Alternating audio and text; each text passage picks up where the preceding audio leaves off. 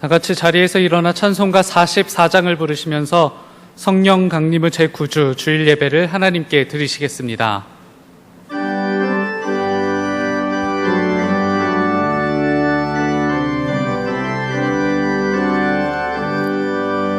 지난 이래 동안에 예수 인도했으니 주의 전에 모여서 감사 찬송합니다. 가장 복된 이날을 하늘 안식교로다. 가장 복된 이날을 하늘 안식교로다. 주의 공로 힘입어 은혜 주신 빌때에 화목하게 하시고 죄를 벗겨주소서. 세상 걱정 버리고 은혜 받게 하소서. 세상 걱정 버리고 은혜 받게 하소서. 하나님의 이름을 찬송하러 왔으니 모임 중에 계시고 영광 나타내소서. 기쁜 하늘 잔치에 참여하게 하소서. 기쁜 하늘 잔치에 참여하게 하소서. 주의 기쁜 복음을 모두 듣게 하시고 주의 은혜 베풀어 위로하여 주소서. 주님 오실 때까지 지키리로다. 주님 오실 때까지 이날 지키리로다. 아멘. 여호와는 은혜로우시며 긍휼이 많으시며 노하기를 더디하시며 인자하심이 크시도다. 여호와께서는 모든 것을 선대하시며 그 지으신 모든 것에 긍휼을 베푸시는도다. 아멘.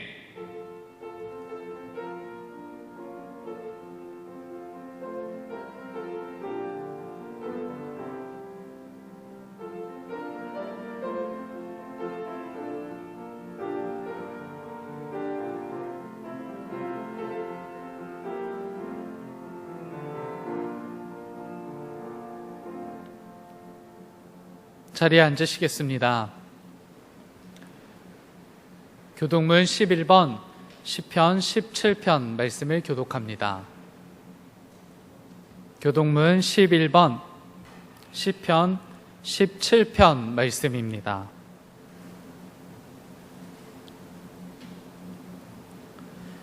여호와여, 의의 호소를 들으소서. 나의 울부짖음에 주의하소서.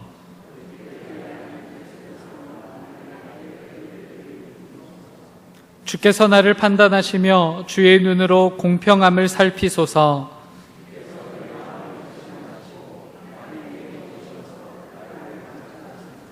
흠을 찾지 못하셨사오니 내가 결심하고 입으로 범죄하지 아니하리이다.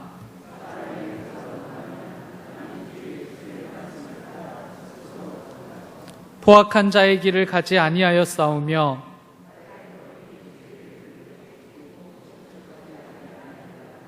하나님이여, 내게 응답하시겠으므로 내가 불렀사오니 주께 피하는 자들을 그 일어나 치는 자들에게서 오른손으로 구원하시는 주여. 아멘. 사도신경으로 우리의 신앙을 고백합니다. 전능하사 천지를 만드신 하나님 아버지를 내가 믿사오며 그 외아들 우리 주 예수 그리스도를 믿사오니 이는 성령으로 잉태하사 동정녀 마리아에게 나시고 본디오 빌라도에게 고난을 받으사 십자가에 못 박혀 죽으시고 장사한 지 사흘 만에 죽은 자 가운데서 다시 살아나시며 하늘에 오르사 전능하신 하나님 우편에 앉아 계시다가 저리로서 산 자와 죽은 자를 심판하러 오시리라. 성령을 믿사오며 거룩한 공예와 성도가 서로 교통하는 것과 죄를 사하여 주시는 것과 몸이 다시 사는 것과 영원히 사는 것을 믿사옵나이다. 아멘.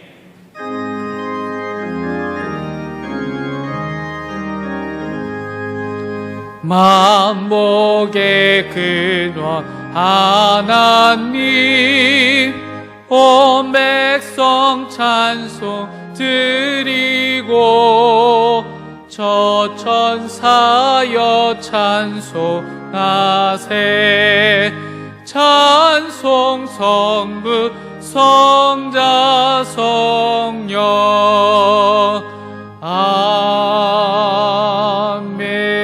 아멘. 민기롱 장로님께서 오늘의 기도를 인도해 주시겠습니다.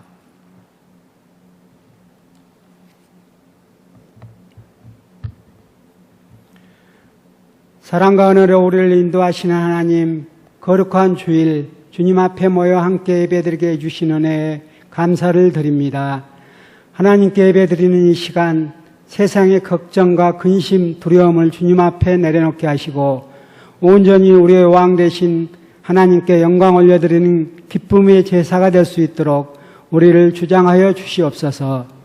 우리의 생사화복을 주관하시는 생명의 하나님, 지금 우리는 코로나19 바이러스의 영향으로 어려운 시간을 보내고 있습니다. 어린이들이 친구들의 손을 잡고 즐겁게 뛰어놀지 못합니다. 어르신들께서는 전염병의 여파가 더욱 위협적으로 다가옵니다. 경제는 날이 갈수록 어려워지고 사람 간의 관계는 물리적 거리만큼 멀어지는 것 같이 느껴지는 시절을 보냅니다. 그리고 무엇보다도 하나님 앞에 모여 예배드리는 일 자체로 세상의 손가락질을 받기까지 합니다. 하나님, 이 어려운 시기 우리가 복음으로 바로 서서 신앙을 잃지 않고 주님의 뜻 가운데 걸어갈 수 있도록 힘과 지혜 허락해 주시옵소서. 주님께서 주시는 사랑으로 서로를 다독이고 격려하며 함께 이 어려움을 극복해 나가게 하시고 하나님께서 우리 가운데 살아 역사하고 계심을 날마다 체험하는 삶을 살아가도록 인도하여 주시옵소서. 뿐만 아니라 하나님의 능력의 손으로 모든 생명을 보호해 주시길 소망합니다.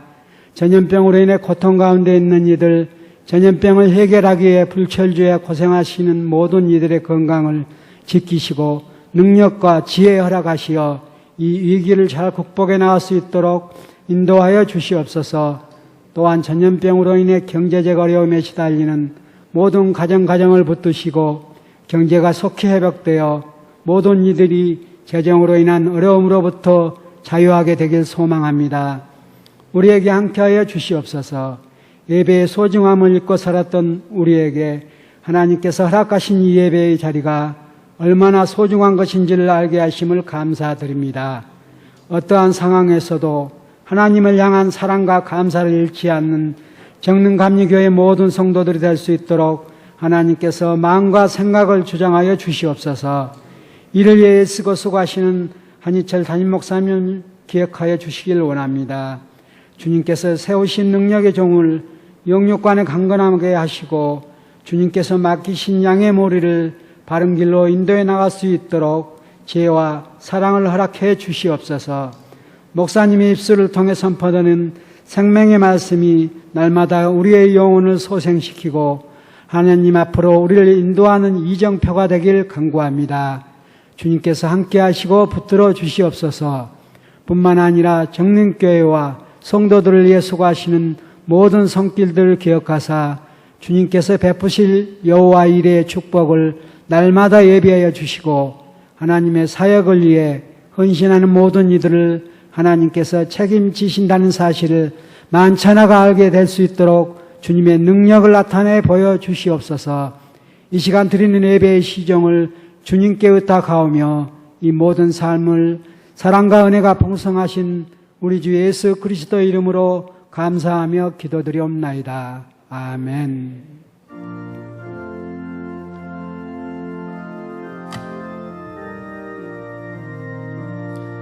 하늘에 계신 아버지 이름 거룩하사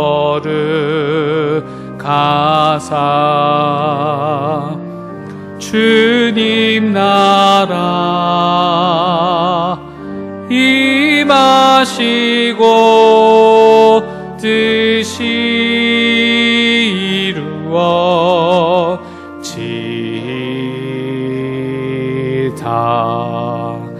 일용할 양식 주시고 우리들의 큰 죄 다 용서하옵시고 또 시험에 들게 마시고 악에서 구원하소서. 대개 주의 나라 주의 권세 주의 영광 영원히 아멘. 오늘 하나님께서 우리들에게 주신 말씀은 구약성경 욥기서 9장 11절부터 16절까지의 말씀입니다. 구약성경 769쪽 즈음에 있습니다. 욥기서 9장 11절부터 16절까지의 말씀. 하나님의 말씀이 선포될 때 자리에서 일어서시겠습니다. 김문규 권사님께서 하나님의 말씀을 봉독합니다.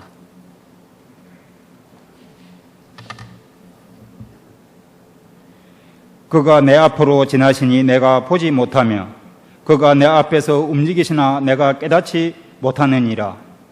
하나님이 빼앗으시면 누가 막을 수 있으며 무엇을 하시나이까 하고 누가 물을 수 있으랴. 하나님이 진노를 돌이키지 아니하시나니 라합을 돕는 자들이 그 밑에 굴복하겠거든. 하물며 내가 감히 대답하겠으며 그 앞에서 무슨 말을 택하랴. 가령 내가 어려울지라도 대답하지 못하겠고 나를 심판하실 그에게 강구할 뿐이며 가령 내가 그를 부르며 그가 내게 대답하셨을지라도 내 음성은 들으셨다고는 내가 믿지 아니하리라. 아멘. 담임 목사님께서 지푸라기 하나님이라는 제목으로 말씀 전해주실 때 큰 은혜 있으시길 바랍니다.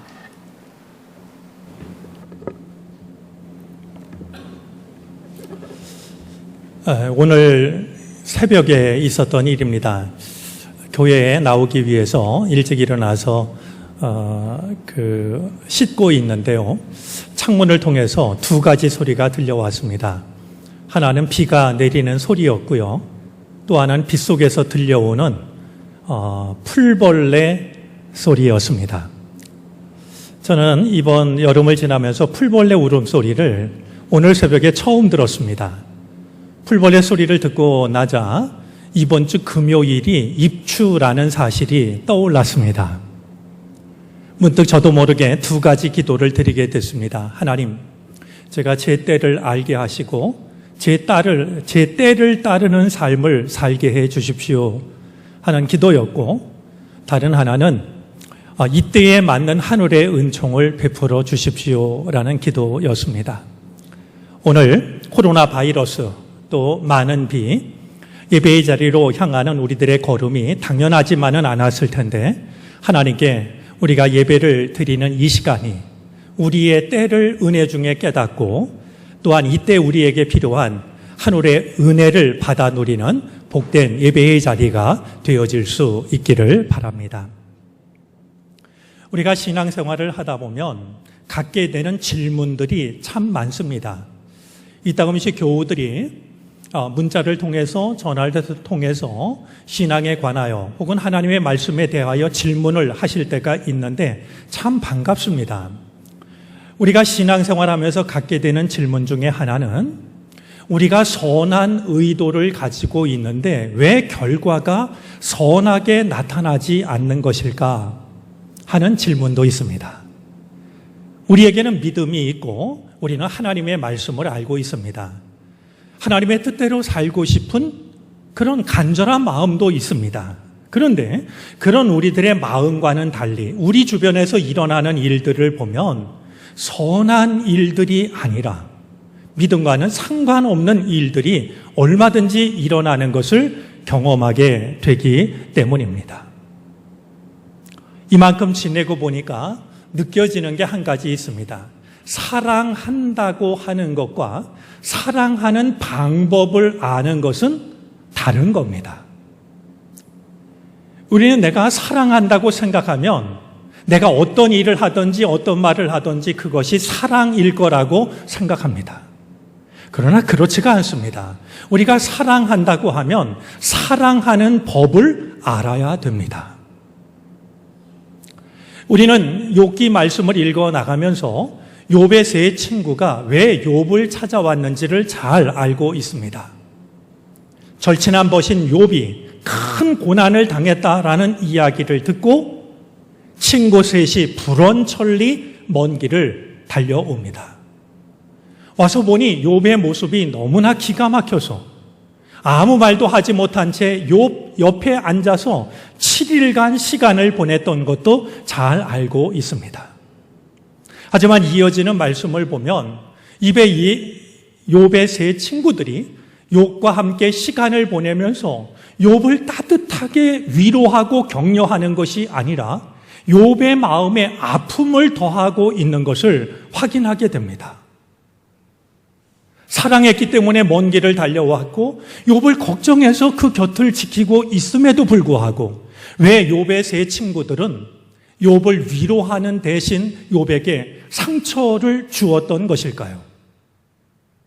선한 마음을 가지고 있는데 왜 결과는 선한 결과로 나타나지 않는 걸까요? 욥의 친구들을 보면 한 가지 짐작이 되는 것이 있습니다. 선한 의도를 가지고 있으면서도 그 선한 의도가 선하게 나타나지 않는 매우 중요한 이유는요, 우리들의 말 때문입니다. 내가 선한 생각을 가지고 있다라는 마음으로 우리가 하는 말이 누군가를 충분히 배려하지 못하는 말이 될 때 오히려 상처가 되는 것을 우리도 경험합니다.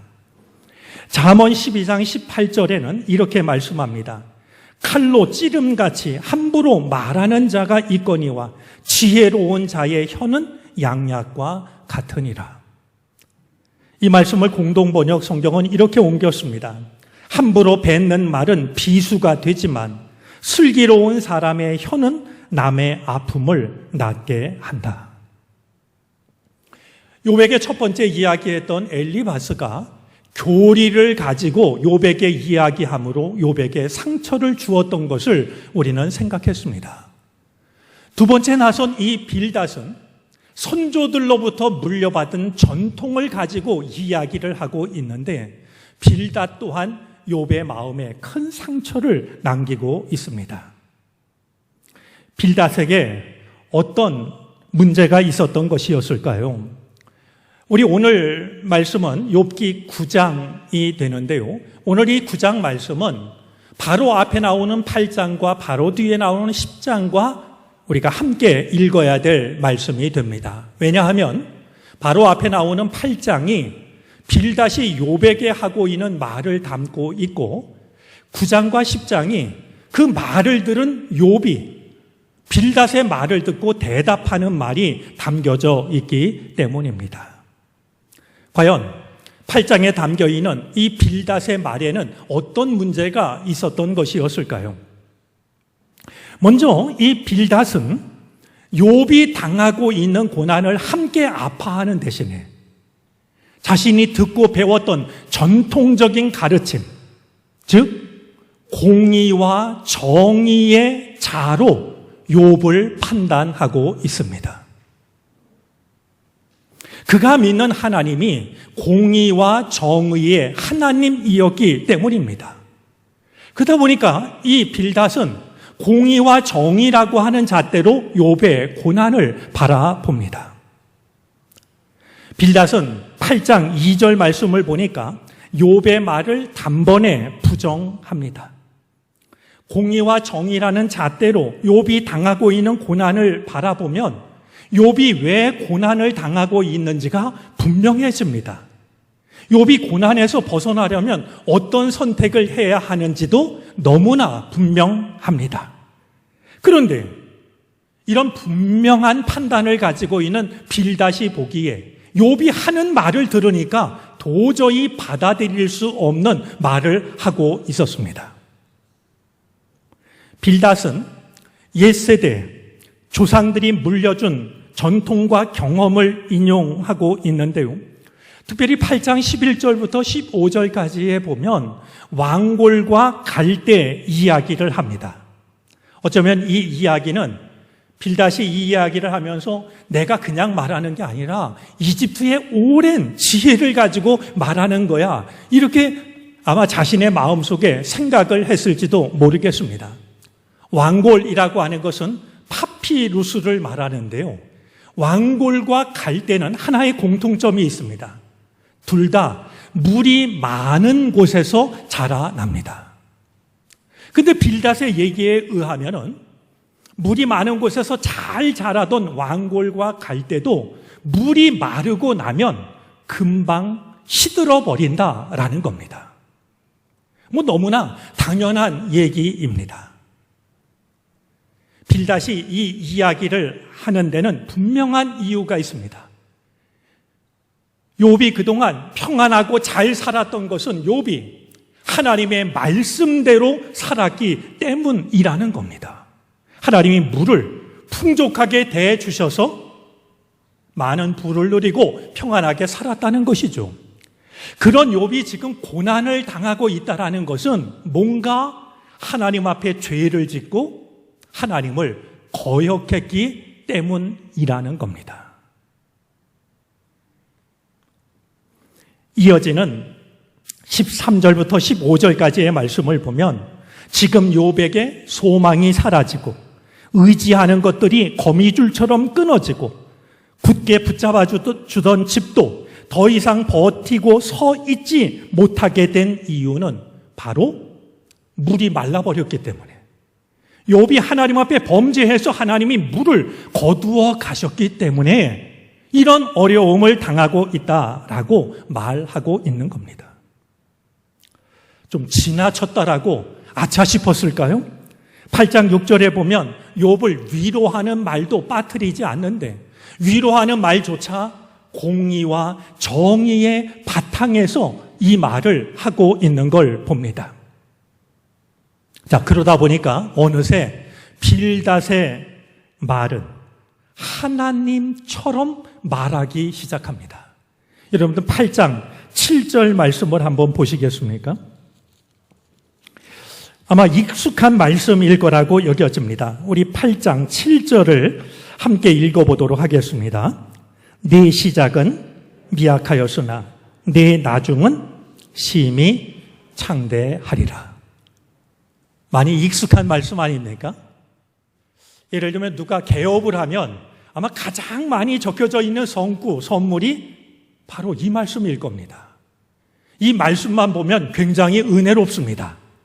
내 시작은 보잘것 없었지만 내 나중은 창대할 것이다 라고 말하고 있으니 개업 예배를 하는 가정에서는 그보다 더 큰 축복의 말씀이 없을 겁니다. 그런데 문제가 있습니다. 이 말은 하나님이 하시는 말씀이 아닙니다. 빌닷이 지금 욥에게 하고 있는 말입니다. 내가 지금 어려운 일을 당한다 할지라도 내가 회개하면 하나님이 네 나중을 창대하게 할 것이다. 빌닷의 말은 어느새 하나님의 말씀처럼 바뀌고 있는 것을 보게 됩니다. 여러분, 우리가 하나님을 공의와 정의의 하나님으로 믿는 것은 우리 믿음에 있어서 굉장히 중요한 부분입니다. 우리는 이 믿음을 포기해서는 안 될 겁니다. 그런데 문제가 있습니다. 우리가 하나님을 그렇게 믿는 것은 좋지만 내가 하나님을 그렇게 믿는다고 다른 사람이 당하는 고통을 공의와 정의라는 잣대로 판단해서는 안 된다는 겁니다. 두 가지 이유 때문입니다.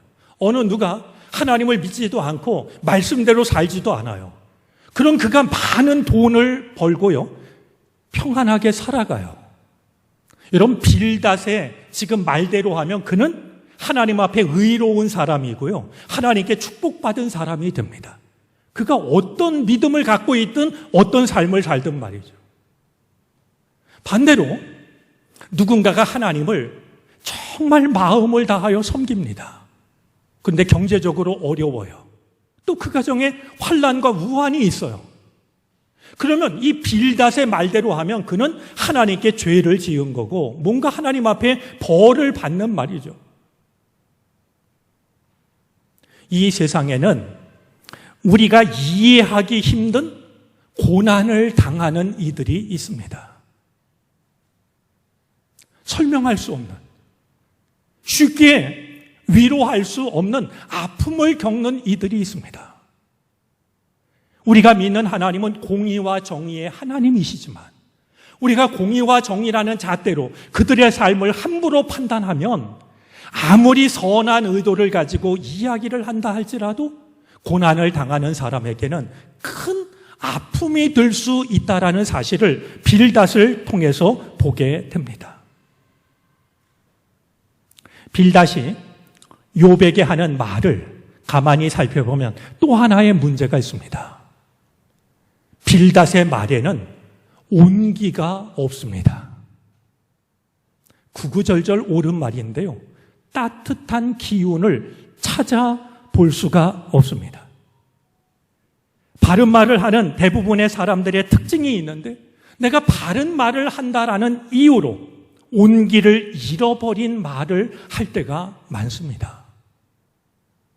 인디언들은 자녀들을 가르치면서 늘 이렇게 말한답니다. 누군가와 이야기할 때는 상대방의 말을 듣지 말고 말투를 들으라고 말이죠. 여러분, 누군가의 마음이 담기는 건 말이 아닙니다. 말투입니다.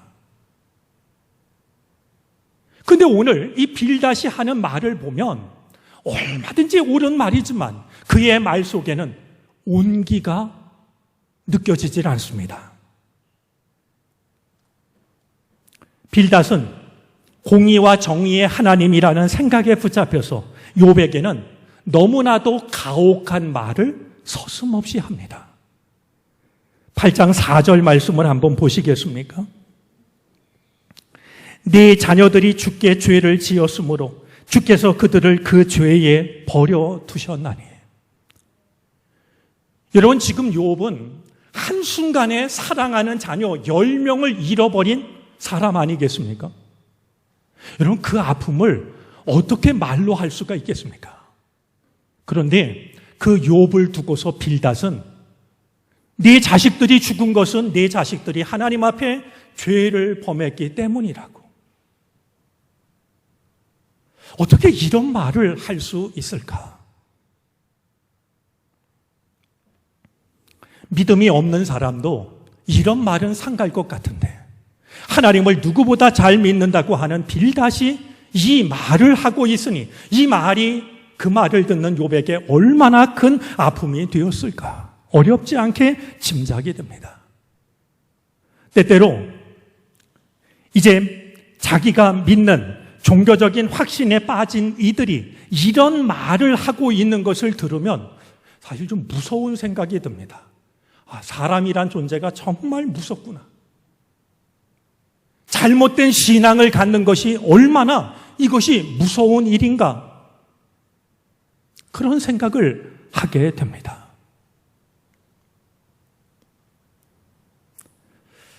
빌닷의 말을 듣는 욥의 심정이 어떠했을까요? 빌닷의 말이 모두 끝났을 때 욥이 긴 대답을 하기 시작을 합니다. 이 욥의 대답이 담긴 것이 바로 9장과 10장입니다. 우리가 주일날 예배 시간에는 정해진 시간이 있어서 이 말씀을 다 읽지는 못하지만 여러분들 집에 가시면 한번 천천히 이 빌닷의 말을 들은 욥이 무엇이라 대답하는지 욥기 9장과 10장을 한번 꼭 읽어 보시기를 바랍니다. 말씀을 보면은요, 욥은 빌닷이 하는 말을 선선히 수긍하고 있는 것을 보게 됩니다. 9장 2절인데요. 제가 사본역 성경으로 읽어드리면 이렇게 시작이 됩니다. 욥이 대답하였다. 그것이 사실이라는 것을 나도 잘 알고 있다. 그냥 소리라도 칠 것 같은데요. 고함이라도 지를 것 같은데 욥의 대답은 한없이 차분합니다. 나도 내가 하는 말이 얼마든지 사실이라고 하는 것을 인정한다. 여러분 지금 욥의 심정을 생각하면은요, 빌닷의 말이 옳기 때문에 그 말을 공감하고 있는 것이 아닙니다. 이어지는 말씀을 보면 욥이 이렇게 이야기를 하고 있는 이유가 있는데요. 욥은 다른 사람이 겪지 못한 고난을 통해서 하나님을 새롭게 경험하고 있었기 때문입니다. 하나님 앞에서 인간이 얼마나 연약한 존재인지, 그리고 인간이 아무리 의롭다 할지라도 그 의로움을 가지고 하나님의 뜻을 좌지우지할 수 없다라고 하는 것. 욥은 이 사실을 고난을 통해 깊이 인식하고 있습니다. 이 욥의 고백을 통해서 우리가 신앙에 있어 매우 중요한 한 가지 사실을 마음에 담아 두었으면 좋겠습니다. 여러분 세상을 살다 보면 우리 마음이 욥처럼 괴롭고 아프고 여러 가지 일들로 뒤엉키고 말이죠. 그런 순간이 찾아옵니다. 그럴 때일수록요, 그 일에 휘둘리지 마시기를 바랍니다. 그러할 때 오히려 우리가 하나님 앞에 나아가면 나를 힘들게 했던 세상이, 나를 힘들게 했던 어떤 문제가 단순해지기 시작합니다. 나에게서 멀어지기 시작합니다. 지금 욥이 괴로운 마음만 가지고 있었다면 아마 빌닷의 멱살을 잡고 싸워도 속이 안 풀렸을 겁니다. 하지만 욥은 자기가 겪고 있는 고난을 되돌아보면서 우리 인간이 하나님 앞에 얼마나 연약한 존재인지, 아무리 의로운 사람이라 할지라도 하나님께 따질 것이 없다라고 하는 이 사실을 깊이 인식하면서 말이죠, 심한 말을 하는 빌닷에게 그래, 네 말이 맞지. 세상을 살아가면서 나를 힘들게 하고 괴롭히는 일들이 있다 할지라도, 그런 사람들이 있다 할지라도 섣불지고 불로 뛰어들지 마시고 오히려 하나님께로 가까이 나아가시기를 바랍니다. 그러면 나를 괴롭혔던 그 문제가 단순하게 보일 것이고 나에게서 서서히 멀어지게 되고 감당할 수 없어 쓰러질 것 같았던 내 마음이 가벼워지는 은혜를 누리게 될 겁니다. 옛말에도 관어, 해자, 난, 위수라는 말이 있습니다. 제가 이따금씩 인용을 하는데요. 관어, 해자, 난, 위수라는 말은 바다를 본 사람은 물에 대해 말하기를 어려워한다라는 말입니다. 조그만 저수지를 본 사람이 마치 세상의 모든 물을 본 것처럼 자랑을 할지 몰라도요, 바다를 본 사람은 오히려 물에 대해 말하기를 조심스러워합니다. 세상 일에 마음을 다 빼앗기지 마시고 오히려 고난을 통하여 나의 연약함과 하나님의 전능하심을 깨달은 욥이 오히려 빌닷과 맞붙는 대신에 하나님 앞으로 가까이 나아가 빌닷의 말을 얼마든지 받아들이고 있는 것처럼 힘들고 어려운 일을 만날 때마다 하나님 앞에 가까이 나아갈 수 있는 우리들이 될 수 있기를 바랍니다. 오늘 욥이 하고 있는 이 말들을 보면은요, 이 빌닷의 말을 받아들이면서도 이 욥이 절대로 인정하지 못하는 것이 있습니다. 말씀을 드린 것처럼 빌닷은 공의와 정의의 하나님을 이야기했습니다. 그런데 욥은 오늘 9장과 10장을 통해서 자기가 겪은 고난을 통하여 경험했던 하나님을 말하는데요, 욥이 말하는 하나님은 불공평하신 하나님입니다. 자기도 전에는 공평하신 하나님을 믿었어요. 근데 고난을 당하고 나자 내가 왜 이 고난을 당해야 되는지를 인정할 수가 없습니다. 그런 욥에게 하나님은 불공평하신 하나님입니다. 오늘 본문 16절부터 20절까지의 말씀을 볼까요? 제가 이해를 돕기 위해서 새번역 성경으로 읽어보겠습니다. 16절부터 20절까지입니다. 비록 그분께서 내가 말하는 것을 허락하신다 해도 내가 부르짖는 소리를 귀 기울여 들으실까? 그분께서 머리털 한 오라기만한 하찮은 일로도 나를 이렇게 짓눌러 부수시고 나도 모를 이유로 나에게 많은 상처를 입히시는데 숨 돌릴 틈도 주시지 않고 쓰라림만 안겨주시는데 그분께서 내 간구를 들어주실까? 강한 쪽이 그분이신데 힘으로 겨룬다고 한들 어떻게 이기겠으며 재판에 붙인다고 한들 누가 그분을 재판정으로 불러올 수 있겠느냐? 비록 내가 옳다고 하더라도 그분께서 내 입을 시켜서 나를 정죄하실 것이며 비록 내가 흠이 없다고 하더라도 그분께서 나를 틀렸다고 하실 것이다. 참 기가 막힌 심정을 말합니다. 22절은 더합니다. 제가 역시 새번역 성경으로 22절을 읽겠습니다. 나에게는 모든 것이 한 가지로만 여겨진다. 그러므로 나는 그분께서는 흠이 없는 사람이나 악한 사람이나 다 한 가지로 심판하신다 하고 말할 수밖에 없다. 나는 이제 하나님은 선한 사람이나 악한 사람이나 똑같이 판단하신다고 밖에는 나는 말할 수가 없단 말이죠. 욥은 지금 불공평한 하나님을 거듭해서 이야기를 합니다. 30절도 마찬가지입니다. 29절, 30절을 제가 새번역으로 읽겠습니다. 주님께서 나를 정죄하신다면 내가 무엇 때문에 이렇게 애써서 헛된 수고를 해야 합니까? 비록 내가 비누로 몸을 씻고 잿물로 손을 깨끗이 닦아도 주님께서 나를 다시 시궁창에 쳐 넣으시니 내 오신들 나를 좋아하겠습니까? 내가 의롭다고 하면 시궁창에서 나를 건지셔야 되는데 오히려 나를 시궁창에 쳐 박으시니 내가 입은 옷이라 할지라도 나를 좋아할 까닭이 있겠습니까? 욥은 거듭해서 하나님의 불공평하심에 대해서 말하고 있습니다. 조심스레 여쭙고 싶습니다. 그동안 여러분들이 믿음의 길을 걸으면서 여러분이 만났던 하나님은 공평하신 하나님이십니까? 불공평하신 하나님이었습니까? 마침내 욥은 깜짝 놀랄 만한 말을 합니다. 9장 33절입니다.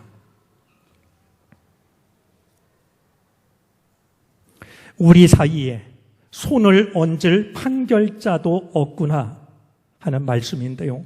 새번역 성경은 이렇게 번역했습니다.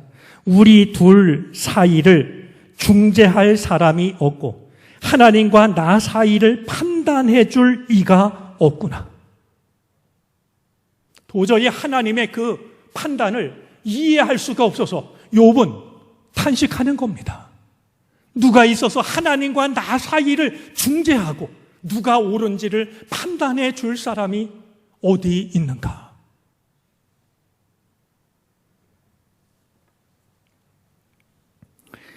욥의 말은 한없이 외람되게 들립니다.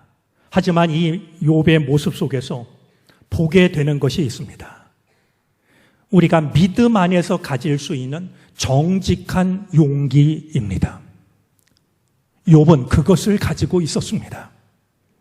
어쩌면 욥이 하고 있는 이 말은 우리가 성경에서 찾아볼 수 있는 육화의 필요성에 대한 첫 번째 직관일 수 있습니다. 즉 하나님과 나 사이를 중재해 줄 누군가가 필요하다는 말이죠. 예수 그리스도를 갈망하는 욥은 그분이 예수 그리스도라고 생각은 못하고 있지만 누가 하나님과 나 사이를 중재해 줄 수 있을까?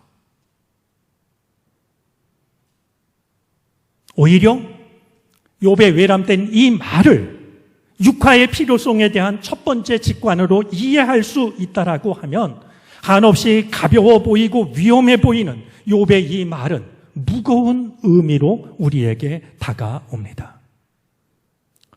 혹시 기억하실지 모르겠습니다만 오늘 말씀의 제목은 지푸라기 하나님입니다.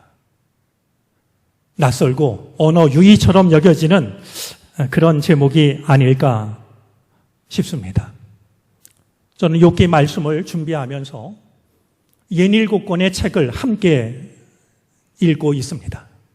그렇게 읽는 책 중에는 선배 목사님이 쓰신 책도 있습니다. 욥이라는 제목의 책인데요. 김기성 목사님이 쓰신 욥에 관한 책입니다. 우리 중예배실 앞에 책이 비치되어 있는 곳에도 이 책이 있습니다. 욥기에 관심이 있는 분들은 꼭 한번 읽어보시기를 권해드립니다. 그 책에 보면 지푸라기 하나님이라는 말이 나옵니다. 그냥 나오는 것이 아니라 정호승 시인이 쓴 지푸라기라는 시와 함께 지푸라기 하나님이라는 말이 등장을 하는데요. 제가 정호승 시인이 쓴 지푸라기라는 시를 읽어드리겠습니다. 나는 길가에 버려져 있는 게 아니다. 먼지를 일으키며 바람 따라 떠도는 게 아니다. 지푸라기라도 잡고 싶은 당신을 오직 기다릴 뿐이다.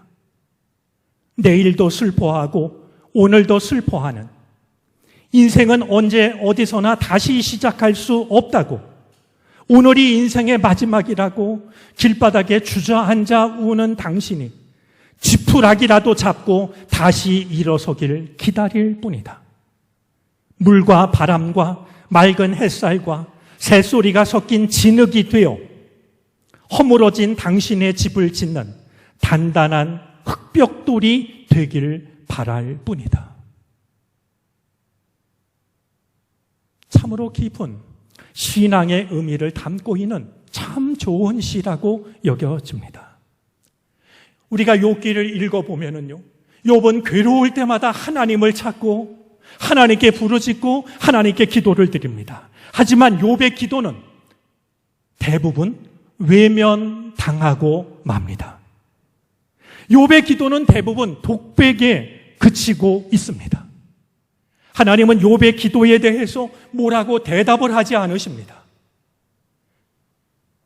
욥에게 응답하시지 않고 있습니다. 그런데 욥은 그런 하나님께 기도하고 또 기도를 드립니다. 욥에게 있어 하나님은 지푸라기 하나님이셨습니다. 욥은 지금 지푸라기라도 붙잡는 심정으로 하나님을 붙잡고 있었던 것이었습니다. 욥에게뿐만이 아니라 오늘 우리에게 필요한 하나님도 지푸라기 하나님이 아닐까요? 인생의 고난과 역경 속에서 우리가 마지막까지 붙잡아야 할 것이 있다면 지푸라기 하나님이십니다.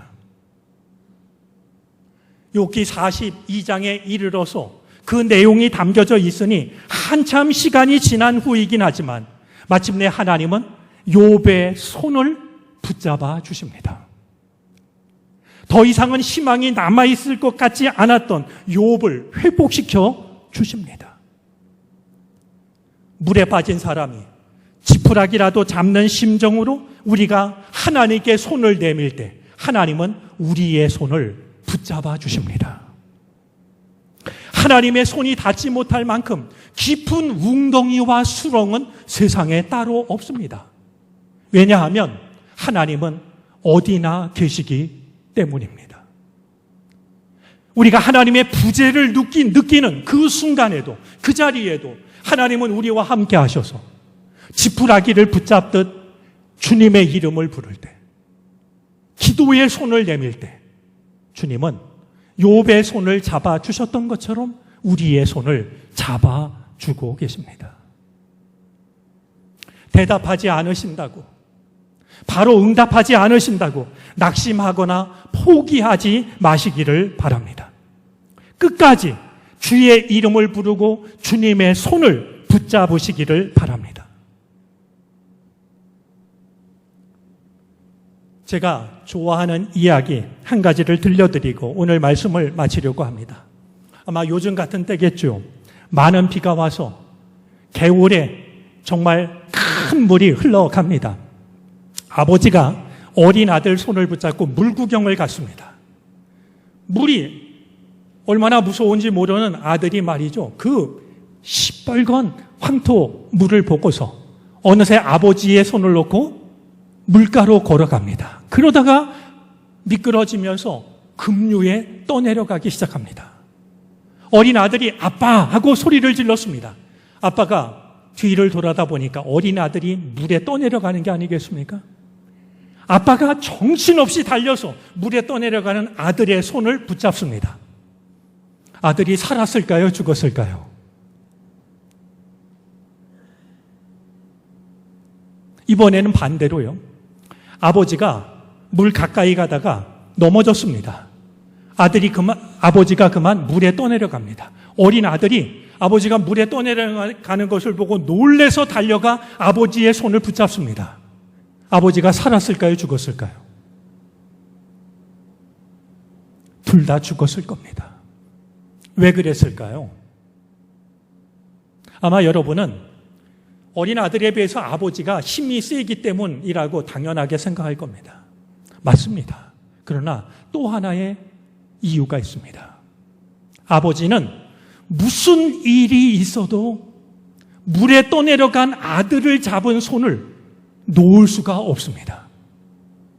내 팔이 빠지더라도 아버지는 그 손을 놓지 못합니다. 그렇기 때문에 아들이 살 수가 있는 겁니다. 고난이 극심해서 우리 믿음이 연약해서 주님을 부르고 주님을 붙잡는 우리들의 믿음이 지푸라기처럼 보잘것없어 보일 수도 있을 겁니다. 하지만 우리가 지푸라기를 붙잡듯이 주의 이름을 부를 때, 주님을 향하여 기도의 손을 내밀 때 주님은 우리의 손을 잡아주십니다. 왜냐하면 우리 주님은 어떤 일이 있어도 우리의 손을 놓을 수가 없는 우리의 아버지이시기 때문입니다. 기도드리겠습니다. 하나님, 많은 순간 우리의 기도는 외면당합니다.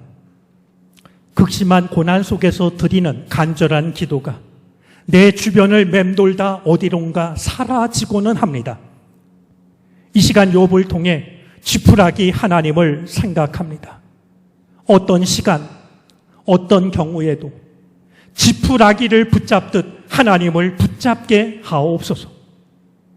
무슨 일이 있어도 우리의 손을 놓지 못하시는 아버지의 손을 만나게 하옵소서. 우리 손을 놓치지 않기 위해 양손에 구멍을 뚫으신 아버지의 사랑을 경험하게 하옵소서. 하나님과 우리 사이를 여전히 중재하고 중보하시는 예수 그리스도의 이름으로 기도드립니다. 아멘.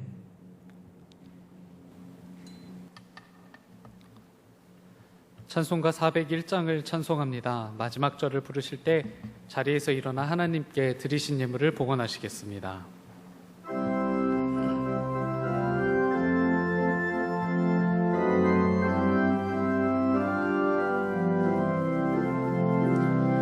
주의 곁에 있을 때 마음이 든든하오니 주여 내가 살 동안 인도하여 주소서. 주여 나를 인도하소서. 마른 세상 살 동안 주여 인도하소서. 피난처인 예수여 세상 물결 엄할 때 크신 은혜 베푸사 나를 숨겨주소서. 주여 나를 인도하소서. 마른 세상 살 동안 주여 인도하소서. 세상 풍파 지나는 영화로운 나라와 눈물 없는 곳으로 들어가게 하소서. 주여 나를 인도하소서. 마른 세상 살 동안 주여 인도하소서. 아멘.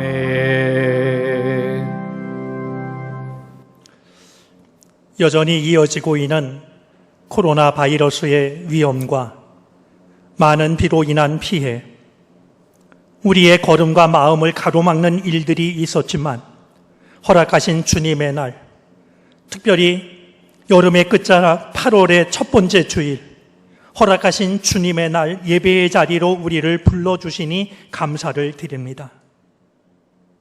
우리 삶이 주님께 있사오니 주여 우리 삶의 주인이 되어 주시옵소서. 오늘 우리들의 믿음이 지푸라기와 같은 믿음이라 할지라도 외면하지 마시고 예배하며 드리는 우리들의 간구와 우리들의 기도를 들어주시기를 바라고 원합니다. 예배하는 이 시간 우리와 함께 하신 주의 은혜를 감사하며 우리에게 베풀어 주실 주님의 은혜를 사모하며 우리의 마음이 담긴 예물을 주님께 바칩니다. 아버지 하나님, 우리 삶의 주인으로 다시 한번 임재하여 주시사 주의 백성 삼으신 우리들의 삶이 아름답게 하시고 의미 있게 하여 주시고 보람되게 해 주시기를 바라고 원합니다. 무익하지 않게 해 주시옵소서. 물질로 인하여 시험에 들거나 어려움에 빠지지 않게 하여 주시고 우리의 믿음이 연약해지지 않도록 도와주시기를 바라고 원합니다. 몸과 마음의 건강을 지키시고 평안케 하여 주시며 온 가족을 주의 은혜로 붙잡아 주시기를 바라고 원합니다. 하고 있는 모든 일들도 하늘의 은혜를 허락하여 주셔서 이 어려울 때에도 넉넉히 채우시는 하나님의 은혜를 경험하게 해 주시옵소서. 이 세상 살아가는 동안 하나님께 기쁨이 되게 하여 주시고 많은 이들에게 주님의 참사랑을 나누고 베풀며 살아갈 수 있는 우리가 되게 해 주시옵소서. 우리가 드리는 이 예물을 받으시고 주님의 나라와 주님의 영광을 위하여 주의 뜻대로 사용해 주시옵소서. 감사를 드리며 예수 그리스도의 이름으로 기도를 드립니다. 아멘.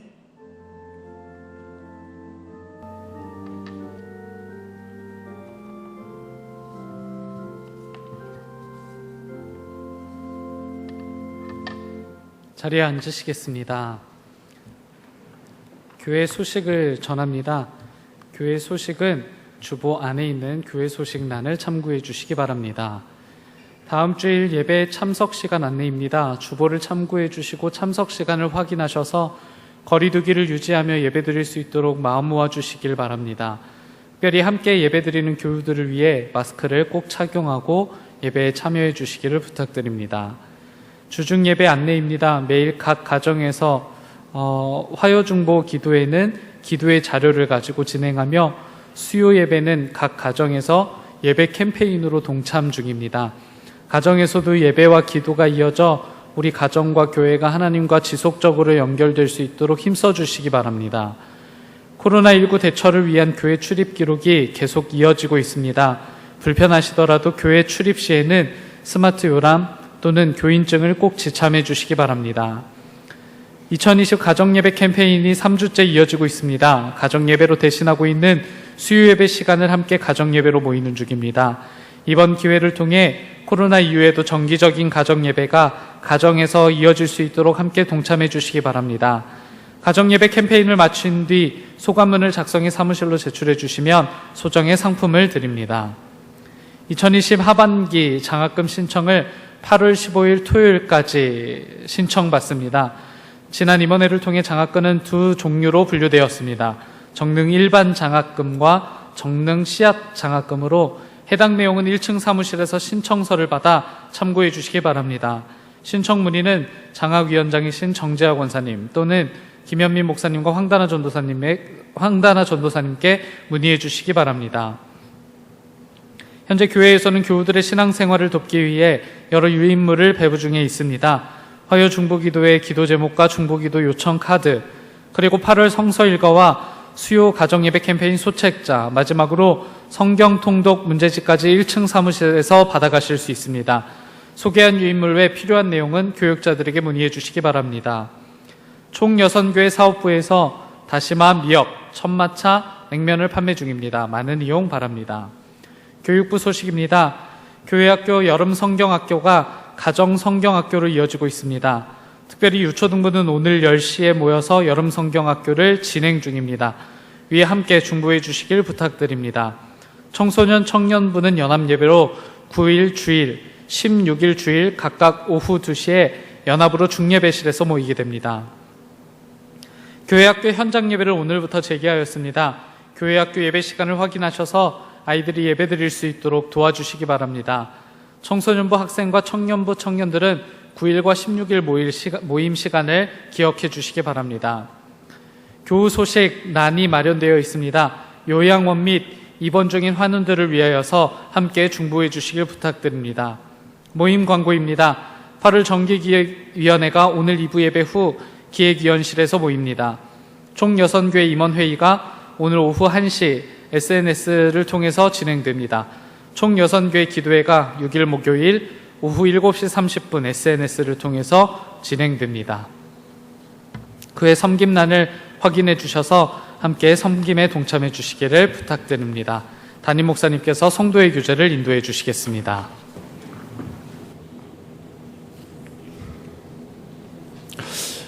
오늘 주보를 받으시고 좀 당황한 분이 계시지 않을까 모르겠습니다.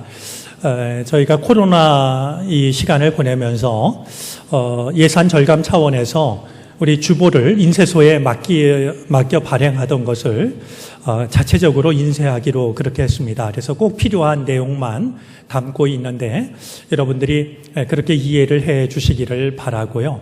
어서 속히 코로나 이 위기가 지나가서 우리 꿈꾸는 씨앗, 하나님의 나라를 꿈꾸면서 이웃에게 전도할 수 있는 우리 좋은 주보가 다시 발행될 수 있도록 기도해 주시기를 바랍니다. 아울러 우리 오늘 주보에는 우리 온라인으로 예배를 드리고 혹은 온라인으로 헌금을 하기 원하는 분들을 위해서 온라인 헌금 안내가 담겨져 있습니다. 참조하시고 온라인으로 헌금을 드리는 것이 편하신 분들은 얼마든지 그렇게 참여하시기를 바랍니다. 다음 주일부터는 온라인으로 헌금을 드리신 분들은 따로 우리 헌금 영수기란에 이름을 명시하도록 하겠습니다. 우리 이 시간 성도의 교제를 나누겠습니다. 옆자리에 있는 분, 앞뒤에 있는 분 서로 인사하겠습니다. 반갑습니다. 주님의 은혜가 함께 하시기를 바랍니다. 고맙습니다. 다 같이 일어나셔서 결단 찬송 부르시겠습니다. 찬송 후에 담임 목사님의 축도로 모든 예배를 마칩니다.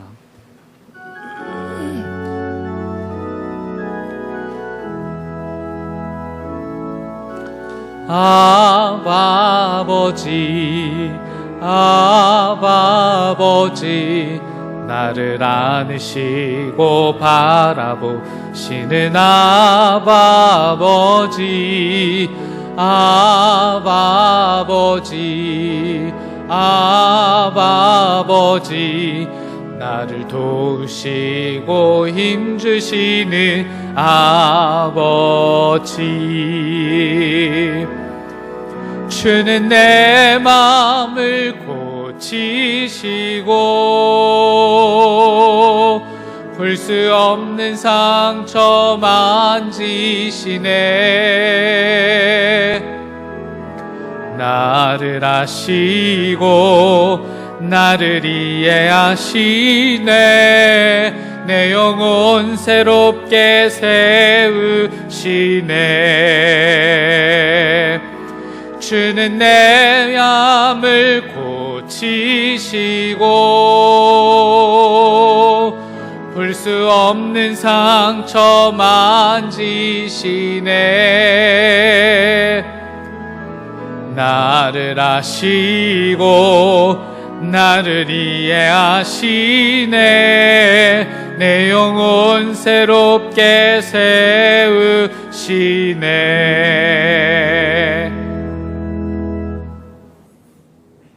아바 아버지, 아바 아버지. 우리에게는 익숙한 이름입니다. 하지만 우리가 주의 이름을 부를 때 주님은 어떤 마음으로 그 이름을 부르는지를 알고 계십니다. 고난 속에서, 아픔 속에서, 눈물 속에서 지푸라기를 붙잡던 주의 이름을 부를 때 주님, 우리 손을 마주잡아 주시옵소서. 세상은 우리를 힘들게 하지만 그럴수록 주의 이름 붙잡고 주의 이름 부르는 우리의 믿음은 한결같이 이어질 수 있도록 우리를 도와주시옵소서. 지금은 우리 구주 예수 그리스도의 크신 은혜와 하나님 아버지의 무한하신 사랑하심과 도우시고 이끄시는 성령의 은총이 어려움 중에도 기꺼이 주의 전을 찾아와 예배하고 돌아서는 모든 주님의 백성들 머리 위에, 살아가는 모든 삶의 자리 위에 계획하고 간구하는 모든 기도의 제목들 속에 이제로부터 영원토록 함께 계시오기를 간절히 축원하옵나이다. 아멘.